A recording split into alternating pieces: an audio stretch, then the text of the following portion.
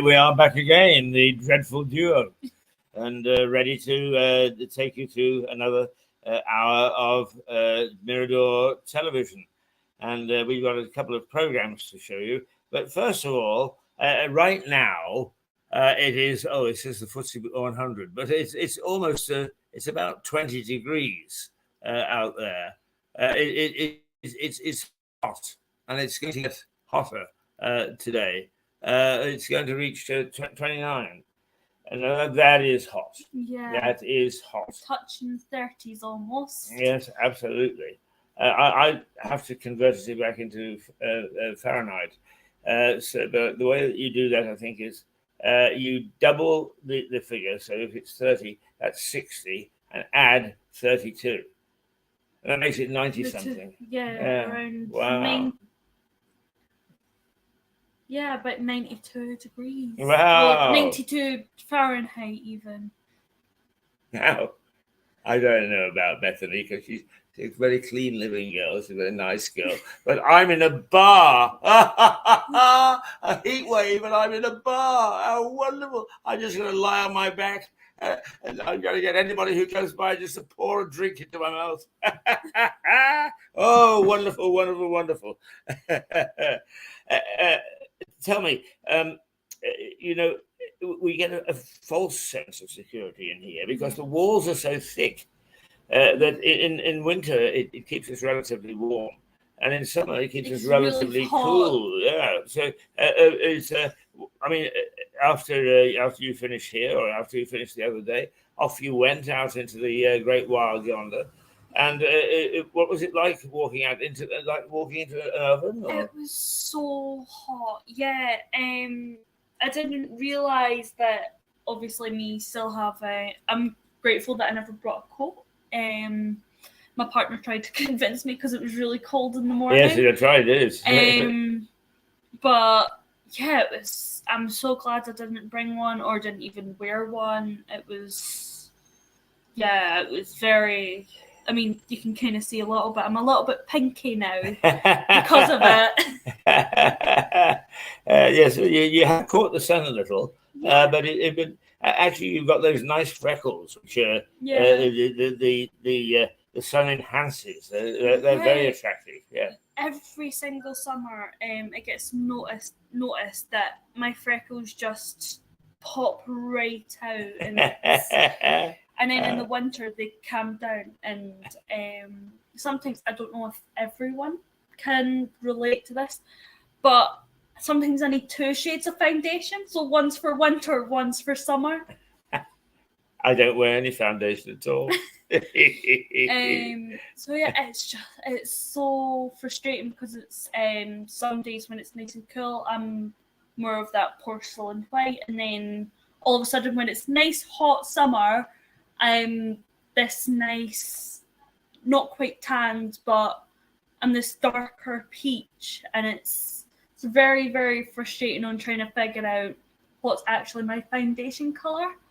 So it's understandable why people have about 3 drawers full of makeup with everything. And you got any advice for the people of your generation out there in terms of makeup? It's not always the expensive ones that are the good ones. I always look for ones with a BB serum, some SPF, because that then if you forget your sun cream, it's still got that sun cream enhancer in there, so you're still wearing sun cream as well as foundation. But makeup's supposed to be fun. It's not meant to be just all about, it needs to be perfect the first time. It's always good to practice and have a little bit of fun with it. My makeup is never perfect. I always celebrate when it is the first try. But e.l.f. eyeliner, the eyeliner pen, is amazing. It's waterproof. It's safe for the skin if you've got very sensitive skin, such as I do as well. It's great. Always look for those little things. Try Elf, I know, is known for not animal testing. I'm not too sure about Maybelline, L'Oreal, and stuff.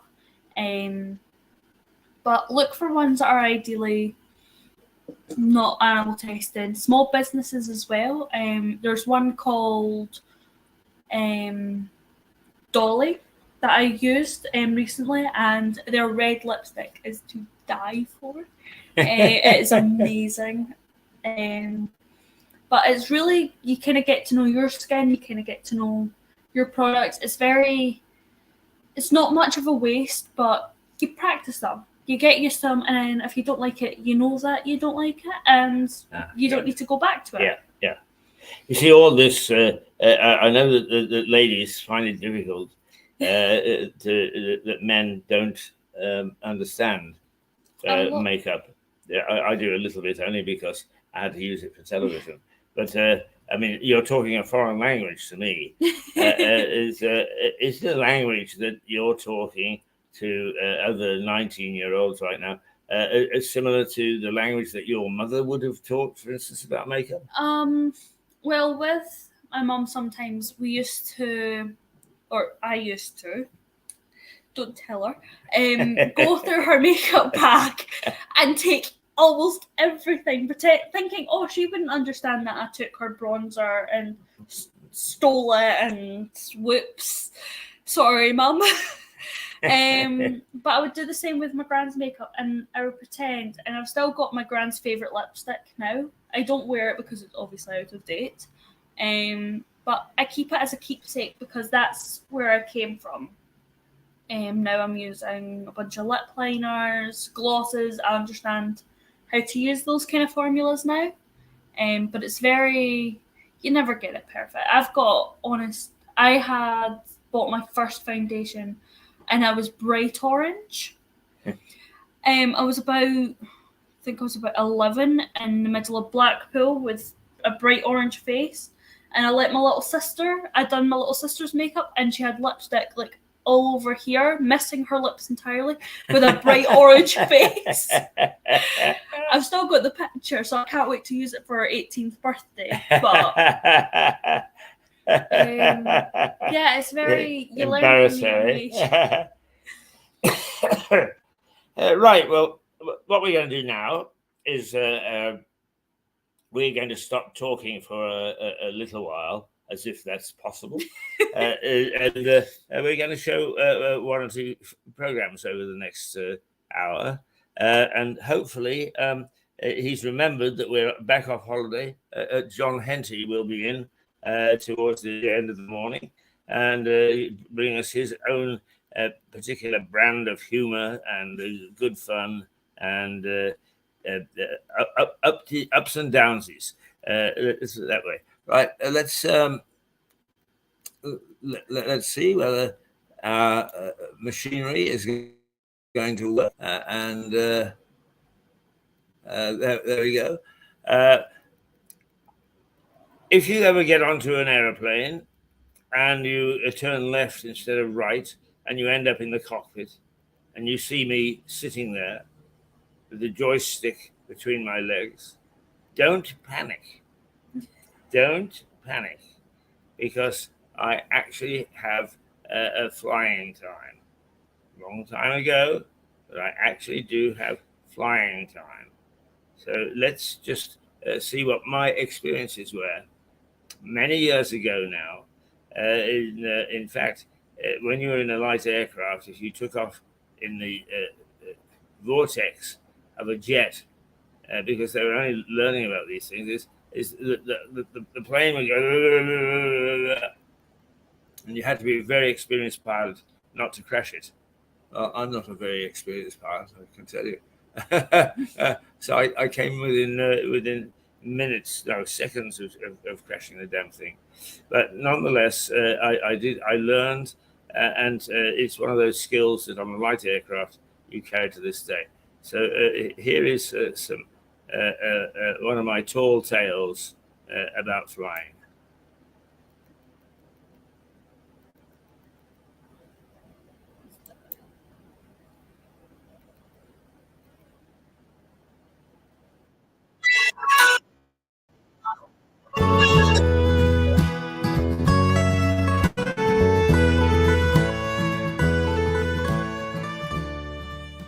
I'm a very accomplished flyer now, but way back in the 60s, when commercial jets still were being tested on commercial flights, then getting on board an aircraft was something of a trauma.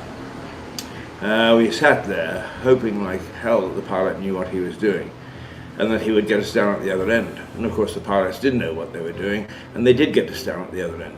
But then again, air crashes became front page news, and it seemed always there was a crash just before I was supposed to fly.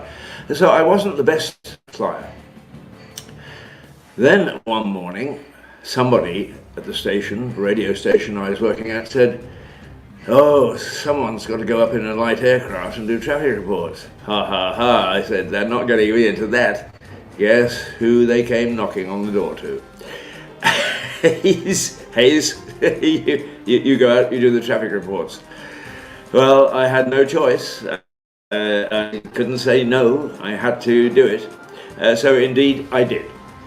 And away I went each morning, getting up at about 4:30, driving out to the airport and getting there about 5 o'clock, marching over to the far side of the airfield and getting into a Cessna 172, taking off, soaring above the city and passing on information about what was happening in the traffic.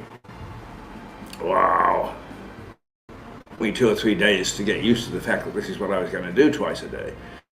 But then eventually I began to calm down and began to quite enjoy it. I enjoyed it so much, in fact, that I fell asleep one morning. I dozed, and the pilot said, "I think your station is calling you." And I heard the magic words, and now we're going up above the city, above the traffic, to see what was happening on the roads. So I opened my eyes, looked down, and immediately began to give a report. And the report was that there was a big jam of buses near the Oak Street Bridge, which went over the Fraser River. Wow! what a report. And then as we turned the aircraft and flew away, I realized that this was the bus terminal. I had just said that there were traffic jams of buses, and I've been looking down at where the buses congregated before they set out on their morning routes. It's nothing like a great report. The pilot turned to me and he said, "You know, you've got this job licked. It's a bit boring, isn't it?" And I said, "Well, yeah, it is really. No, I mean, not much to say other than what's going on in the traffic. I try to brighten it up a little bit with a little quip here and there, but right, tomorrow morning," he said, "you get in the left-hand seat and I'll teach you to fly." And he did.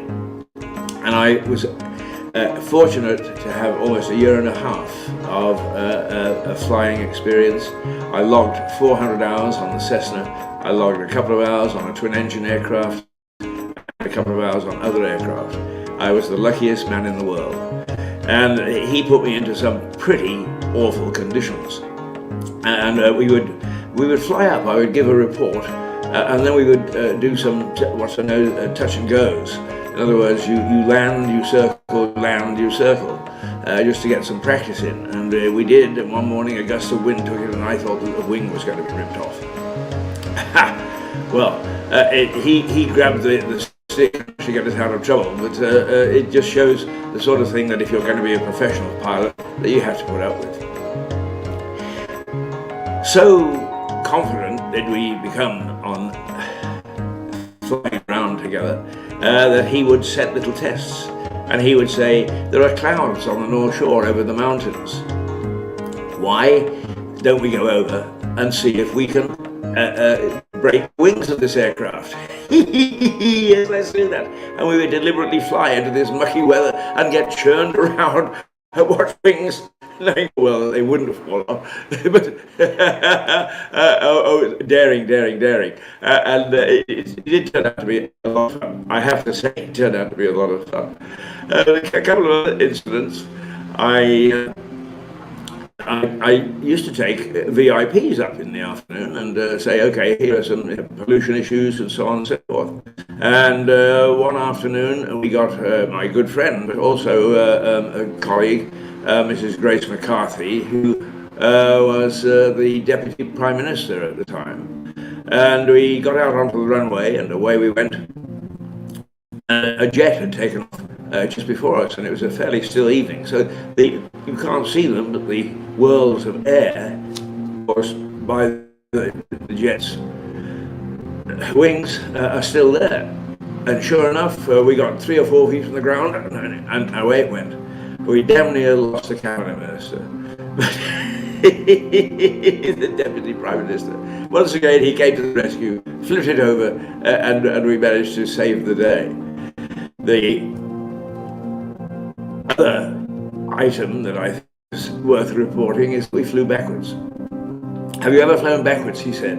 And this young chap was about 21 or 22. He was a nice young fellow. We bought him a helmet and nicknamed him the Red Baron.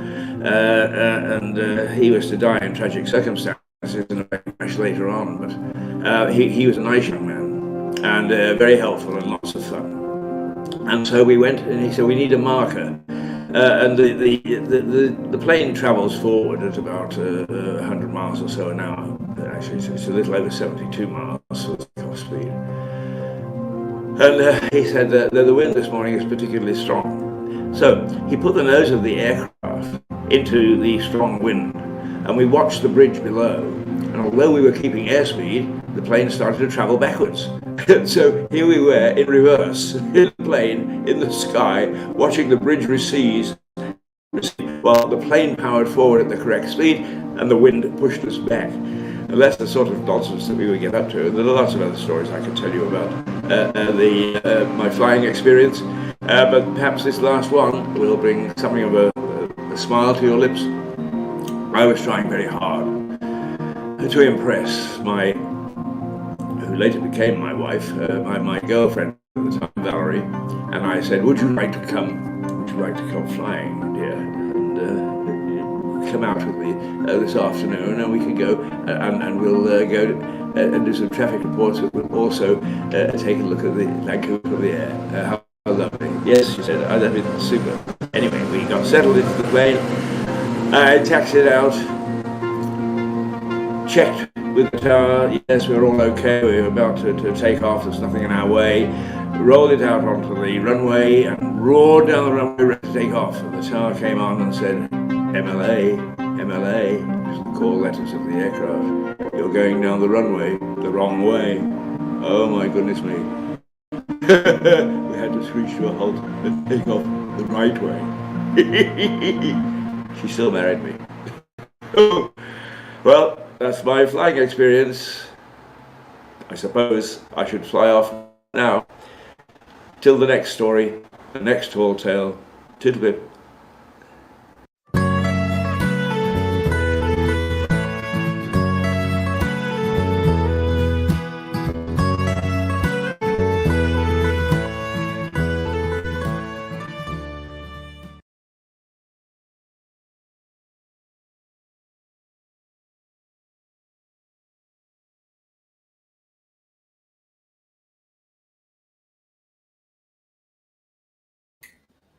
There we are. There we go.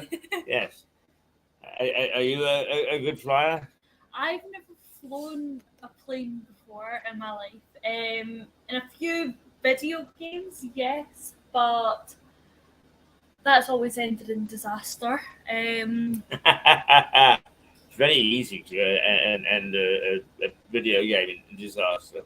But at one time, many years ago, when computers were quite raw, I had a little videotape that was a sort of an app, and I could fly my 172 Cessna, and it gave you little things to do, like fly under the Golden Gate Bridge, and it was amazing because you would fly down and you would see where the wings and so on and so forth. You come out the other side. A computer game, for God's sake! But my palms were sweating. With I know a few people might be young for it, but in GTA, there's a few missions, as they call it, where you have to fly or drive like to a certain area at a certain time, and I was horrendous at it.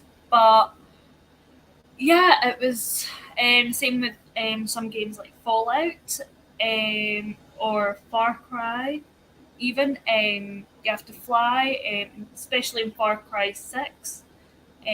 But yeah, apart from that, it was normally my partner would take the lead for those flying things, because we would end up flying either to the opposite side of where we were meant to go or right into the water and we would die. Are you a good flyer though? I mean, when you fly from point A to point B? Yes.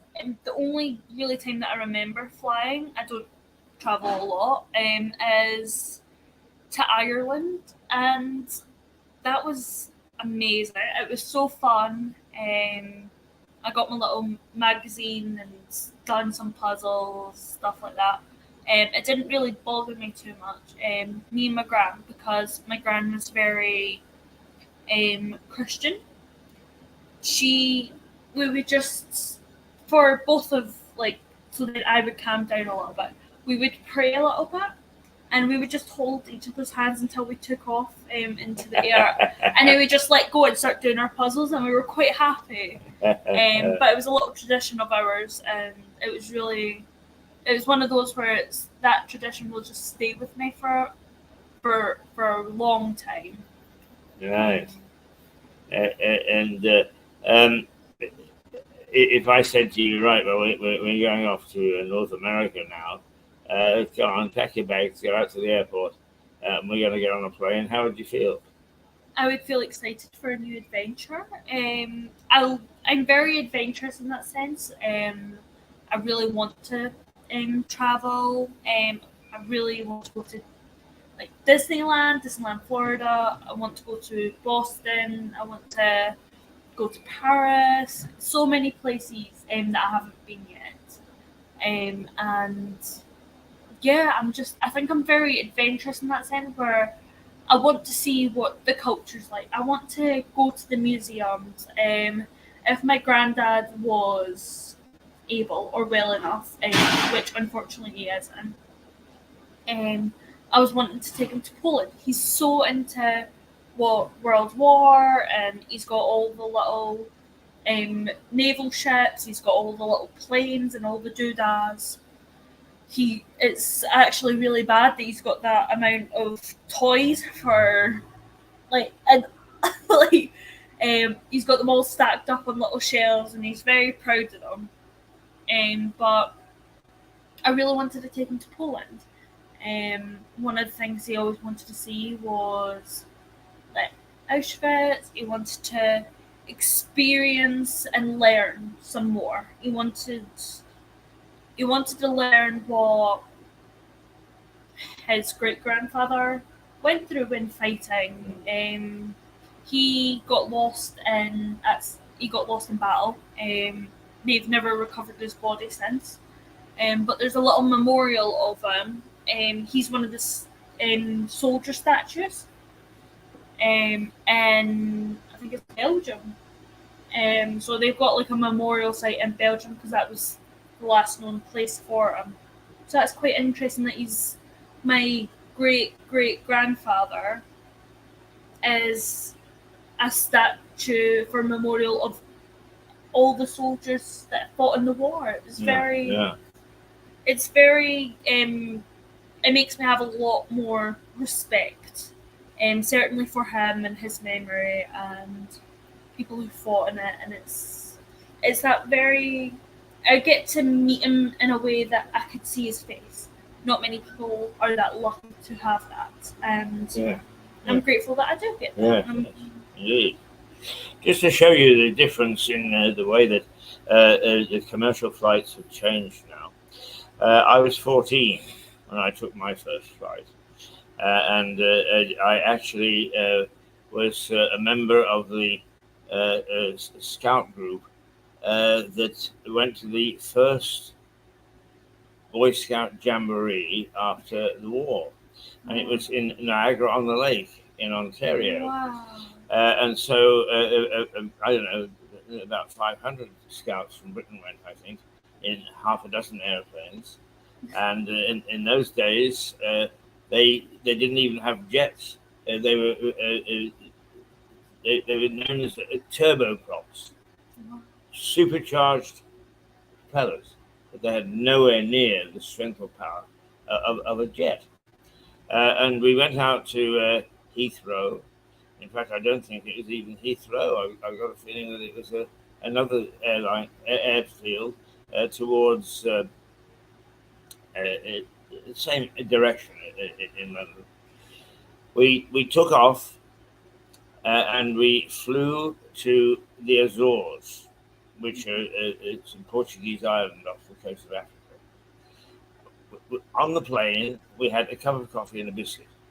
We got off the plane in the middle of the night and went into the terminal in the Azores and had, I think it was a supper. Yeah, it was supper.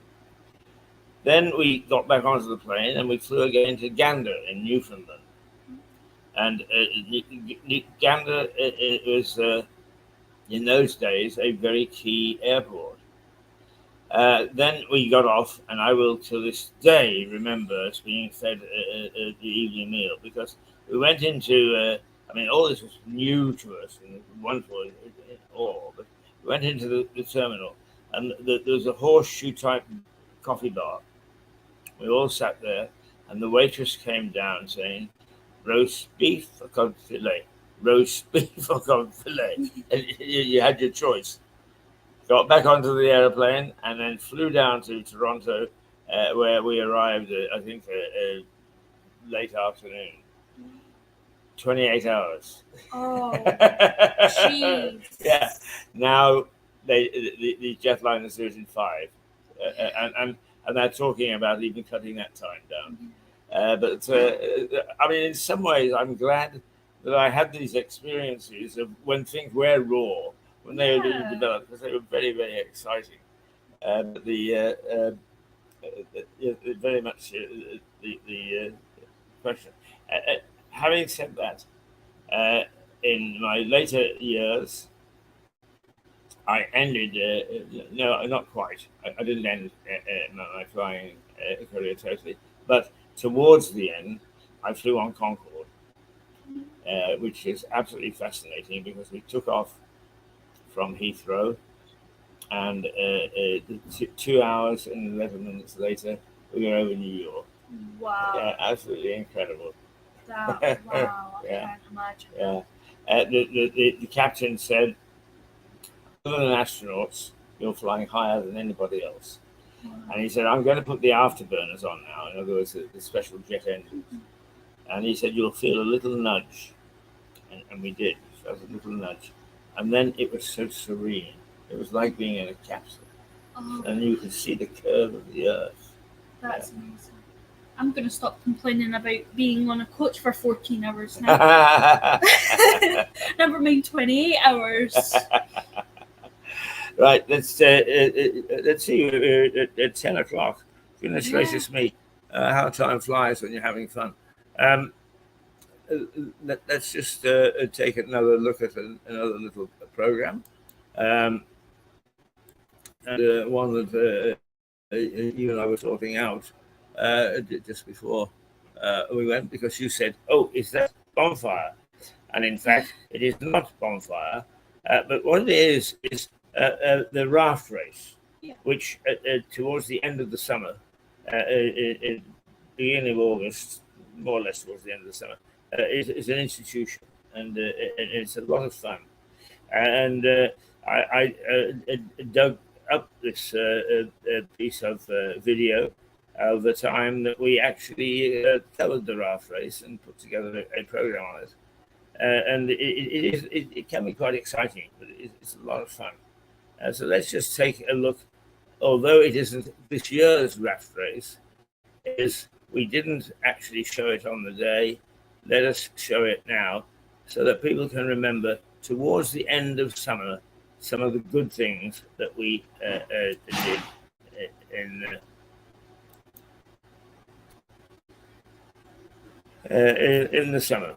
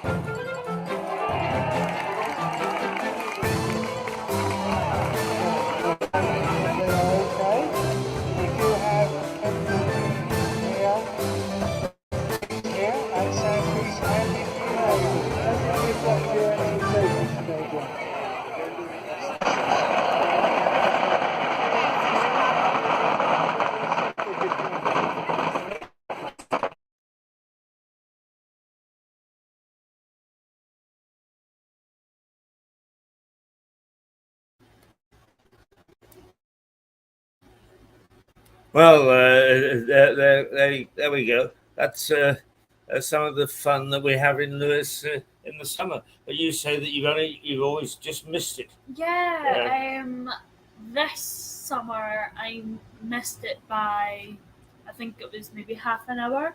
I was so upset, but my partner has promised me that it will be next year. So crossing my fingers that I will be able to see it this year or next year even. Yeah, well, it's now that you've seen it. What's your impression? It's very. We don't get a lot of that normally because we don't have a river that's big enough for it. So it's very different from what I grew up with, but it looks so exciting and Yeah, it is, and it's well organised. It's not Rotary. It's the other one with the wheel that organises, and they do a very, very good job. And I think that they spend as much time making sure people don't drown as they do having a good time. But it's been going for many, many, many years. And at one time in the 1920s, Lewes had a very, very famous regatta. And then with wars and so on and so forth, it tended to drop off. So this particular one, they decided that they would not just make it the raft race, but they would reinstitute Lewes Regatta, and so there were other vessels there, canoeists and that sort of thing, and it's a very good occasion and festival. But one of the things, that, as you know, you're getting used to the fact that I have mad ideas now. But one of the things that I would like to institute is that we do a television mini documentary, not a major one, a mini one, but in fact, at one stage I did have somebody who offered a yacht, and that we sail up the Ouse and we stop at various places along the way where something historic happened. I mean, the Opham, Hamsey, the island of Hamsey, is a particularly historic area. You know about Hamsey, right? Okay. Now, this is where it's such a beauty because you have come into Lewes, so you're seeing things with fresh eyes, or giving us the opportunity to see things with fresh eyes. Hamsey has got about a dozen people living in it. It's a tiny little, it's not even a village. It's a hamlet up the Ouse, about 5 miles from Lewes, and about a mile away or 2 miles away is a village which is thriving, and it is called Opham. What it stands for is off ham, and in the 12th, 13th century, Lewes was bedeviled by the plague, the Black Death. I mean, it wiped out half of Britain, the plague. So it wiped out half of Lewes. But it particularly hit Hamsey very hard. And the villagers were so concerned for the people in outside the village that they put a thicket of thorns around to stop people getting in and stop people getting out. And they starved themselves to death to save passing on the bubonic plague, the Black Death. So it's never been probably repopulated. It's because it's called Hamsey, and because the people moved to this new community, it is called Opham, and it's a little village on the way out of this. So that is one of the areas. The other thing about it, well, there are two things. It's the court of King Ethelstan, I think it is, somewhere before the Norman conquest, held his court there, and they brought hundreds and hundreds of people, and the local lord was supposed to look after them, feed them, drink. Yeah. Hamzi was quite important, and it is said in the record books that it was a quite important port, and that it had over 1,000 people living there. Today, you can walk down the street and you won't bump into anybody until the one or two people that do live there start to come home at night. So it's quite an interesting place. Also, there's a little village downstream towards New Haven, and it is called not Rodmell, but well, it's the one up from Rodmell, quite a tiny village. And in the record books, it at one time was a shrimp fisherman's port. Oh, wow. And it was bigger than Brighton. Wow. So the history along the river is very interesting, and for us to see how our community developed. And so that's one of the things that I always thought that we should do. But it would fit in very nicely with the regatta, and which it's a load of fun. And of course, the other thing is there is no reason why you should know, because A, you emigrated into Lewes, and B, you're very young. Lewes was a major port, and if you actually go into some of the shops down in Cliff, there are timbers that were taken from the ships that used to come up the river dunes, and take their goods here and then take goods away, and the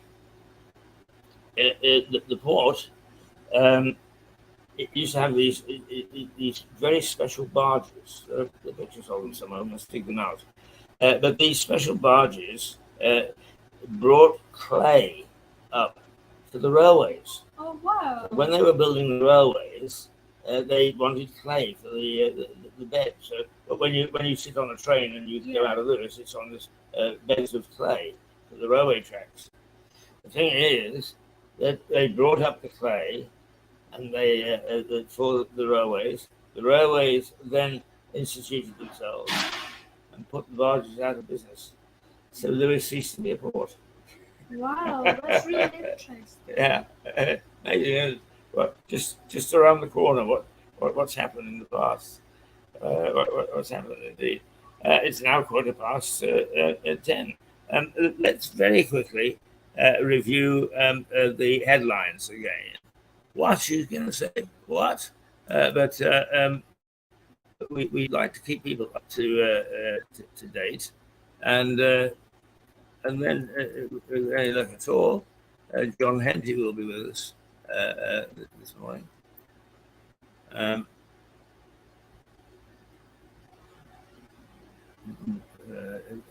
there we go.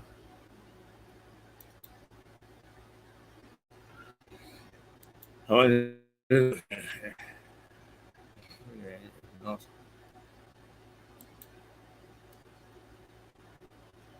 No, it's not. But anyway, the first picture and headline is of the Education Secretary, Gillian Keelan, arriving in Downing Street this morning for a cabinet meeting. And you can imagine what that cabinet's going to be like. Oh, yeah. Why the hell did you start swearing on air, Gillian? But you know, it's so very easy, because you and I have a microphone here. We could easily sort of say, "Oh, look at that idiotic little woman out of the window," and the whole world would know. Yeah. Right. Okay. Now, the Metro accuses ministers of a concrete bungle in the way they're handled in what is described as the school building chaos. All right. You had some thoughts about this earlier. Yeah, I think they've definitely not handled it very, very well. There's been, as far as I know, no word from what our Prime Minister Rishi Sunak. There's been no word from him. All that the Education Minister has done is apologise for profound language when on air. She's mentioned nothing about what's happening, nothing what the plan is, no apology, nothing. So we're left stranded, not knowing if that's all the schools that have been shut down, if they know about it, or if there is more. Why haven't they sent people to review other schools, even in Scotland or whatever, no matter where they are? Why haven't they done that and then letting people know, look, we've sent someone out to review all schools and their safety. As of right now, to ensure the children's safety, we are starting to do e-learning. This will help protect our children until the schools are written as clear. However, if not, then they'll continue the e-learning. We'll keep on monitoring them, helping them as much as they possibly need, with any resources that they might need and everything. Because the schools have addresses; they can send school supplies out. Right. Just. That's my partner. Is that right? Yeah. Well, there you are. He's been watching you, and he said, "Hey guys." You see, it's full of surprises, isn't it? Just when you think it's getting dull, it's full of surprises. I'll be hearing back from that saying, "Oh, you said hi to it." Right. Okay. We do have to put our little thing back, but I noticed that, and let's go back to what we're supposed to be doing. The papers. It's Right. That's where we should be. Yeah. Okay. The Daily Mirror brands the Prime Minister and the Education Secretary, Gillian Keegan, as the class clowns who left parents furious with the late closure of schools. But in the item, it did the Mirror, in my opinion, very foolishly, it made it a class issue. Yeah. I don't see it myself. Do you? It's not about class. It's about more. They were responsible for this, and they done nothing about it. They threw it over their shoulder, and they made children's safety a second choice, not the first choice. Even the education minister, or secretary, even, I think we might, in my opinion, look at maybe finding someone who actually does put children and their education and their safety as a first priority rather than like second priority and not checking up schools. Yes, I mean there's a big argument about the Chancellor Jeremy Hunt saying, "Well, we haven't got any more money to do this, and yet we are still providing, booming economies like India with national support, and it's a bit naughty, isn't it?" In fact, it is. Okay. Let's see what else is. We have the Times.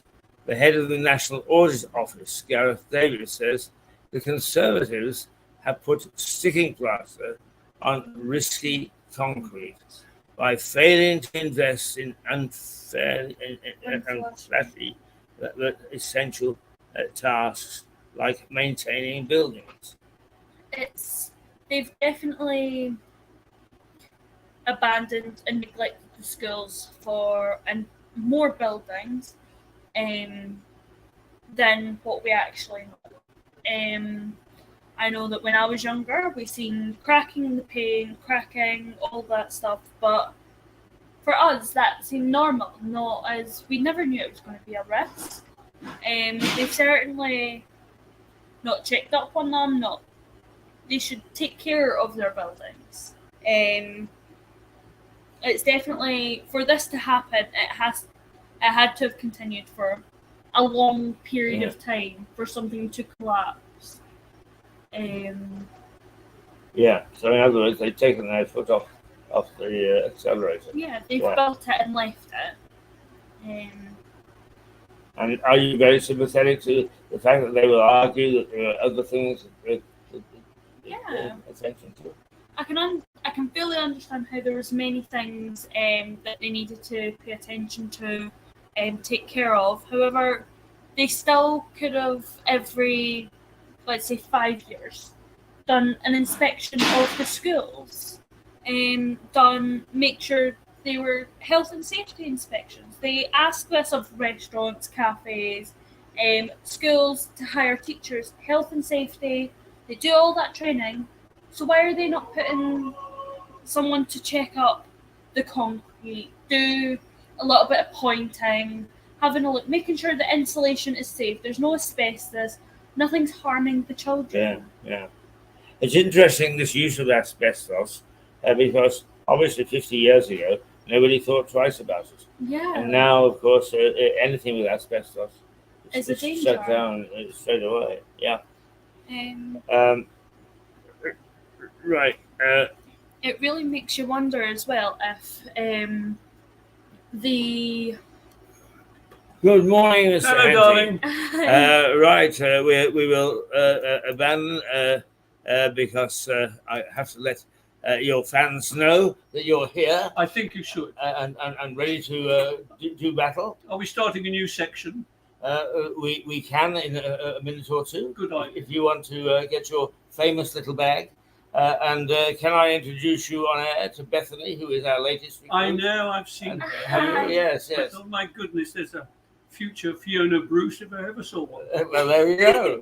Whatever that means. Now, John is a standard of broadcasting. Yes. He opened up Radio Brighton. Yes. Oh, Yeah, wow. he was the Yeah. first voice to be heard on Radio Yes, it Brighton. was indeed. And First man on the moon as well. yes, there you go. I don't talk about that. And He came back breathless. I ruined Torremolinos as well. Anyway, I'll prepare myself. Yes, okay. Well, it is now coming up to past, John. We'll say toodlepip. We'll just take a short break so that you can get installed. What a wonderful idea. Right. Thank There we go. There we go. I've got to try and find Cut that. that. Yep. Okay. And then tap that. And there we are. Yes. We're back with our stuff. If we can get it to work. Right. Okay. Say toodlepip. Toodlepip for now. And we'll yes. Let's. We go in reverse on this one.